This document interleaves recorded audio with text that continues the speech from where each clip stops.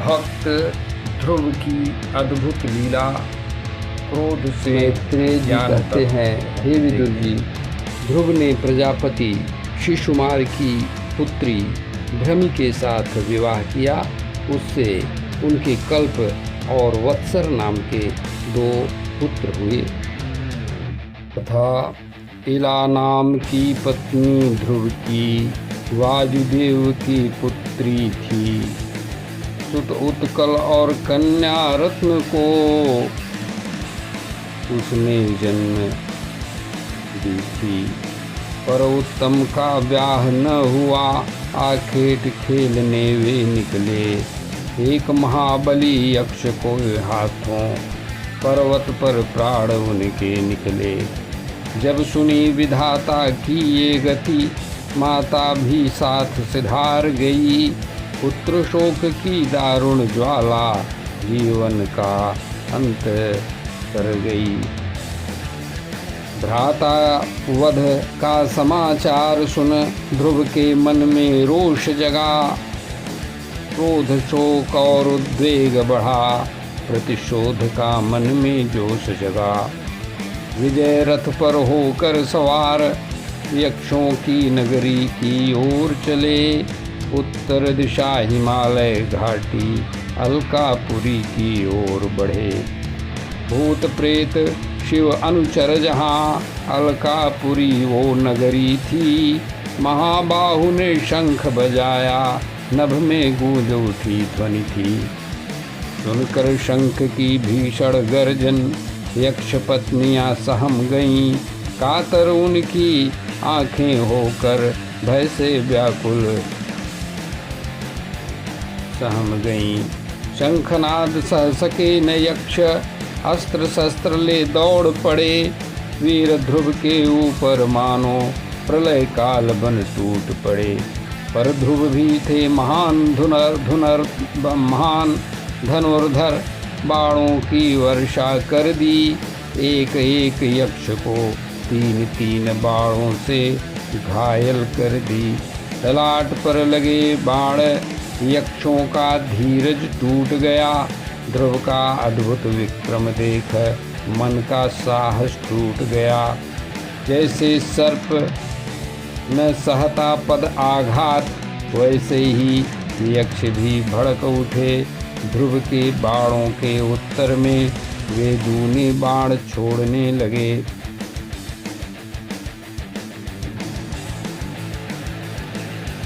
क्रोधित होकर यक्षों ने तब रथ सारथी को घेर लिया। लाखों की संख्या में मिलकर बाणों का बादल फेर दिया।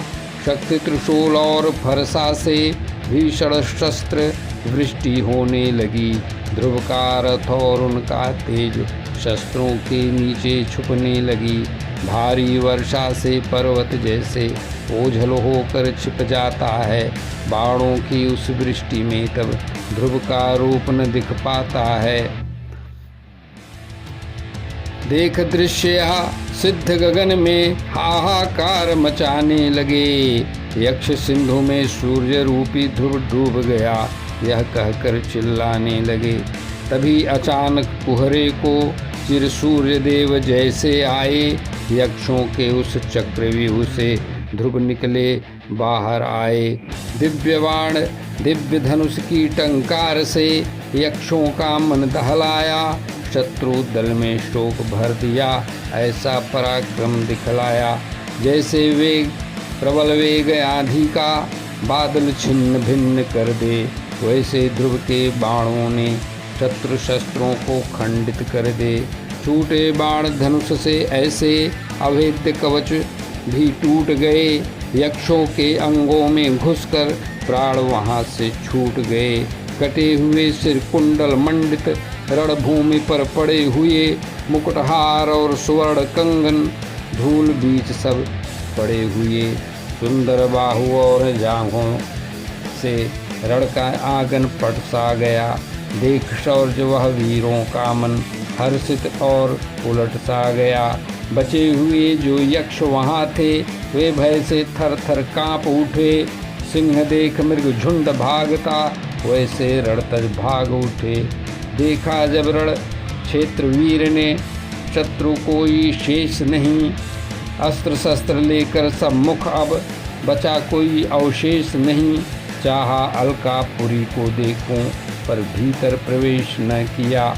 मायावियों की चाल समझकर पग को पीछे खींच लिया। तभी सुनाई दी गूंज भयंकर, जैसे सागर गरज रहा। धूल उड़ रही दसों दिशा से, अंबर सारा लरज रहा। सावधान होकर सारथी से, ध्रुव ने तब ये बात कही। शत्रु की माया अब जागेगी, शांति यहाँ पर शेष नहीं, शांति यहाँ पर शेष नहीं। घिर गया अचानक अंबर सारा, घिर गया अचानक अंबर सारा। घोर घटाएं छाई थीं, घोर घटाएं थी छाई। बिजली कड़की दसों दिशा में, भीषण गूंज दी सुनाई। रक्त कप और पीप घृत विष्टा की वर्षा होने लगी। आकाश मार्ग से धड़ गिरने लगी, धरती कांपने लगी। गगन बीच एक पर्वत दिखा, सब ओर गिरे पाषाण। गदा खंग और मूसल बरसे, संकट में थे सबके प्राण। फुफकार रहे विषधर ज्वाला, आंखों से अग्नि बरसाते। सिंह बाघ और मनोन्मत्त गज, झुंड बनाकर थे आते। प्रलय काल का सागर जैसे, अपनी मर्यादा छोड़ चला। ये उत्ताल तरंगे अपनी, वसुधा को मानो निगल चला। असुरों की यह माया रची, असुरों ने यह माया रची। कायर मन थर्रा जाए, पर ध्रुव अडिग रहे रणभूमि में। माया उन्हें न डिगा पाए। देख दुस्तर माया असुरों की, मुनिगण वहाँ पधारे थे। मंगल आशीष दिया ध्रुव जी को, वचन कहे अति प्यारे से। हे उत्तान पाद के नंदन, प्रभु तेरा कल्याण करें। शारंग धनुषधारी श्री हरि, शत्रु का संहार करें। जिनका नाम जगत में पावन, कीर्तन दुख हर लेता है। मृत्यु रूपी दुस्तर सागर से, जो मुक्ति कर देता है। वही प्रभु रक्षा करें तुम्हारी, असुरों का विनाश हो। सत्य की विजय हो रण में, माया का अब नाश हो। मुनि वचनों को सुन ध्रुव ने तब, किया शुद्ध आचमन। नारायण अस्त्र निकाला अपना, और श्री हरि का किया स्मरण। चढ़ा धनुष पर जैसे ही वो, दिव्य अस्त्र चमका भारी। क्षण भर में ही नष्ट हो गई, क्षण भर में ही नष्ट हो गई यक्षों की माया सारी। जैसे ज्ञान उदय होते ही, ब्रह्म के बादल छड़ जाते। अविद्या के सब क्लेश जगत से, पल भर में ही मिट जाते। वैसे ही उस दिव्य अस्त्र से, असुरों का पाखंड गया। ध्रुव का तेज हुआ फिर जागृत, रण का सारा कष्ट गया। श्री राम जय जय राम। चढ़ा धनुष पर अस्त्र जब, बाण स्वर से छूटे। जैसे हंसों का मधुर स्वर, कानों में आ फूटे। तीखे बाण वो शत्रु दल में, भीतर तक धस जाते। जैसे मोर के केरावर सुन, जैसे मोर के केकारो सुन। वन में जीव घबराते, व्याकुल होकर यक्ष सभी तब, क्रोधाग्नि में जल उठे। फन फैलाए नागों जैसे, ध्रुव पर सातों दल पड़े। ध्रुव पर सात तब दल टूट पड़े। आते देख प्रहारों को ध्रुव ने फिर धनुष अपना उठाया। भुजा कंध और शीश काट कर, अद्भुत खेल अपना दिखाया। यक्षों को रण में मार कर, ऊर्ध्वलोक में पहुंचाया। जहाँ श्रेष्ठ मुनि जाते हैं, वही स्थान उन्हें दिलवाया। देख निरपराध यक्षों का, ऐसा भीषण नरसंहार, ऐसा भीषण यक्ष संहार। मनुजी ऋषियों संग पधारे, लेकर मन में बहुत सा प्यार। मनुजी बोले, बस करो तात, अब क्रोधाग्नि को त्याग दो। तमोगुण से निपटे इस पाप मार्ग से भाग लो।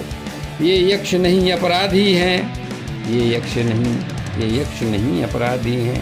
तुमने इनका वध कर डाला, क्रोधवश तुमने अधर्म का कैसा यह मार्ग पाला। नहीं उचित यह कर्म, तुम्हारे कुल को नहीं शोभा देता। साधु पुरुष इस हिंसा को कभी नहीं अपना लेता। एक यक्ष के दोष के कारण कितनों को मारा है। भाई के प्रति प्रेम तुम्हारा अब बन गया हत्यारा है। इंद्रियों के जो दास नहीं हैं उनका मार्ग निराला। हिंसा करके तुमने क्यों मन को कर लिया है काला। प्रभु की आराधना करी थी तुमने तो देखो बचपन में। परम पद को पा चुके हो फिर क्रोध क्यों करते हो मन में। श्री राम जय राम जय जय राम। श्री राम जय राम जय जय राम। श्री राम जय राम जय जय राम। श्री राम जय राम जय जय राम। अध्याय 12 के श्लोक 12 से देखिए निवेदन करता हूँ। अरे तुम तो हरि के प्रिय भक्त हो, संतों में सम्मिलित, फिर क्यों संतों का व्रत छोड़कर कर्म करते हो यह निंदित। साधुजन के पथ प्रदर्शक तुम हो शील निधान। क्रोधवश यह बध अनुचित है, तज दो इसे हे मतिमान। तितिक्षा करुणा मैत्री भाव सब जीवों पर जो रखता है, समता का व्यवहार सदा जो सबके साथ करता है, वही पुरुष जगदीश्वर को कर पाता है अति प्रसन्न। प्रभु प्रसन्न हो तो फिर मिलता है पावन धन और परमानंद। तब मिलता है परमानंद और परम धन। जब प्रसन्न हो श्री हरि तो सब गुण कट जाते हैं, सब गुण बंधन कट जाते हैं। जब प्रसन्न हो श्री हरि तो सब गुण बंधन कट जाते हैं। लिंग शरीर से मुक्त पुरुष ब्रह्म पद को पा जाते हैं। परमानंद स्वरूप ब्रह्म में जीव सदा मिल जाता है। जीवन मृत्यु के चक्रों से मुक्ति वह नर पाता है। 5 भूतों के मेल से ही स्त्री पुरुष का होता काया। परस्पर समागम से उनके चलता चलती जीवन की यह माया। बेटा ध्रुव यह देह जगत की बनती मिटती रहती है। परिवर्तन की यह धारा निरंतर बहती रहती है। इसी तरह प्रभु की माया से होता सृष्टि का निर्माण। स्थिति और प्रलय भी होते गुणों का खेल है यह जान। ईश्वर की ही शक्ति से तीनों गुण घटते बढ़ते। सृजन और संहार जगत के इसी तरह चलते रहते। निर्गुण पुरुष तो निमित्त मात्र, वह कर्ता नहीं कहलाता। कार्य कारण यह सारा जग है, उसी के आश्रय में रहता। जैसे चुंबक की गति से लोहा खिंचा ही आता है, प्रभु की काल शक्ति के वश में यह विश्व भ्रमण कर पाता है। वही प्रभु अपनी काल शक्ति से गुणों को शोभ दिलाते हैं। स्वयं अकर्ता होकर भी सृजन विनाश दिखाते हैं। नहीं मारते वे किसी को, पर संहार वो करते हैं। अचिंत लीला उन विभु की है, जो सब कष्टों को हरते हैं। जो सब कष्टों को हरते हैं वे ही अनादि, वे ही अंत, वे ही काल का रूप। जीव से जीव को जन्म देते हैं, वे ईश्वर हैं परम अनूप। मृत्यु रूप में सबको वे पल भर में सबका अंत कर देते हैं। लीला रचकर सृष्टि की सब दुख सुख वे हर लेते हैं।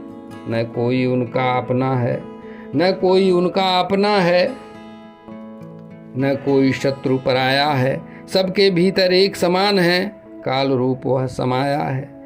जैसे वायु संग धूल उड़े बेबस होकर अंबर में, वैसे ही जीव बंधे हैं अपने अपने कर्मों में। श्री राम जय राम जय जय राम। श्री राम जय राम जय जय राम। श्री राम जय राम जय जय राम। श्री राम जय राम जय जय राम।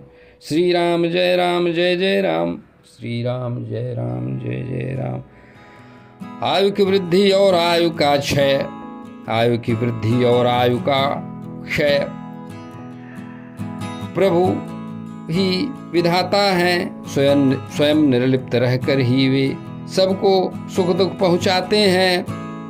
वे अविनाशी और समर्थ हैं। वह ईश्वर ही आधार है, प्राणी के बढ़ने और घटने का वही एकमात्र करतार है। कोई कर्म तो कोई स्वभाव, कोई कहता काल इसे। दैव, काम और भाग्य मानकर पूज रहे हैं लोग जिसे। विद्वान जन अपनी मति से नाना रूप बनाते हैं, पर उस परम पुरुष के भेद को पूर्ण समझ ना पाते हैं। इंद्रियों से जो परे अचिंत्य हैं, शक्ति उनकी अपार है। महदादि शक्तियों का स्वामी वह ईश्वर निराकार है। क्या करना चाहते वो विभु, यह कोई नहीं जान पाता। अपने कारण को भला जीव कैसे पहचान पाता। कुबेर के अनुचर यक्ष भला भ्राता के हंता कैसे हो। जन्म और मरण जगत में दैव भीत ही होते हो। ईश्वर ही है मूल हेतु, जो देता और दिलाता है। संसार का यह चक्र प्रभु की आज्ञा से चल पाता है। वे ही रचते हैं, वे ही पालते हैं, वे ही अंत करते हैं। अहंकार से रहित प्रभु सबको ही धारण करते हैं। गुण और कर्मों के बंधन उन्हें कभी न छू पाते हैं। करता होकर भी वे अकर्ता, करता होकर भी वे अकर्ता हैं। मतलब करता होकर भी वे करता नहीं कहलाते हैं। अपनी शक्ति माया से युक्त वे ही जगनियंता हैं। वही जीव के प्राण पोषक, वही परम रक्षक करता है। सारे भूतों के स्वामी वे सबके अंतर्यामी हैं। सृजन पालन और संहार के वही एकमात्र स्वामी हैं। जैसे बैल अपनी नाक की नकेल से बंधे होते हैं, मालिक का बोझ ढोते हुए आज्ञा में लगे होते हैं, वैसे ही ब्रह्मादिक भी उनकी आज्ञा का पालन करते हैं। विश्व रचना की सामग्री ले चरणों में शीश रखते हैं। मात्र 5 वर्ष की आयु में माँ की गोदी छोड़कर सौत के कड़ु वचनों से तुम विमुख हुए जग की ओर। कठिन तपस्या करके वन में उन श्री हरि को पाया था। तीनों लोकों के मस्तक पर अपना पद चमकाया था। उस अविनाशी निर्गुण को अब अपने हृदय में खोजो तुम। भेद बुद्धि को त्याग कर अब शुद्ध आत्मा को भजो तुम। अब नित्य मुक्त और अक्षर प्रभु जो सबके अंतर में है, भ्रांति मिटाकर देखो उन्हें, वो तो स्वयं सबके भीतर में है। श्री राम जय राम जय जय राम, श्री राम जय राम जय जय राम। हृदय कमल में बैठ प्रभु का भक्ति भाव से ध्यान करो। आनंदमयी उन अंतर्जामी श्री हरि का सम्मान करो। अविद्या की यह दृढ़ गांठ जो मैं और मेरा कहती है, प्रभु कृपा से कट जाएगी। जो मन में बैरी रहती है, रोष रोको अपना बेटा। कल्याण मार्ग का शत्रु है ये कल्याण मार्ग का शत्रु है क्रोध। परम श्रेय में बाधा डालता है, यह दुर्गुण का हेतु है। जैसे औषधि रोगों को जड़ से ही मिटा देती है, मेरी ये बातें तेरे क्रोध को ऐसे ही मिटा देती हैं। क्रोधित नर को देख जगत में सब जन ही डर जाते हैं। भयभीत रहे सब लोग, उनसे दूर सभी हट जाते हैं। ज्ञानी जन जो चाहे अपना निर्भयता और कल्याण सदा, क्रोध के वश में होकर वो पग न धरे कुमार्ग कदा। शिव जी के मित्र कुबेर देव का तुमने किया अनादर है। निरपराध यक्षों का वध कर खोया धीरज सादर है। भाई का हत्यारा समझ यक्षों का संहार किया। क्रोधवश इस अनुचित कर्म से कुल को शर्मसार किया। जाओ वत्स मनाओ उन्हें विनय और विनम्रता से। क्षमा मांग लो कुबेर से मधुर वचन की शुचिता से। इससे पहले कि महापुरुष का तेज उनको भस्म करे, जाकर उनका क्रोध शांत करो, ऐसा तुम कोई यत्न करो। इस प्रकार निज पौत्र ध्रुव को मनु ने शिक्षा दान दिया। ध्रुव ने मस्तक झुका विनय से उनका फिर सम्मान किया। ऋषियों संग लेकर विदा तब मनु जी अपने लोक गए। देकर ज्ञान की उज्जवल ज्योति सारे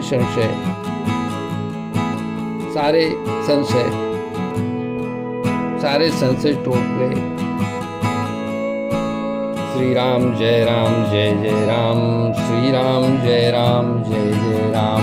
इस प्रकार अध्याय 12 का 35वां श्लोक मतलब अंतिम श्लोक निवेदन किया। श्री राम जय राम।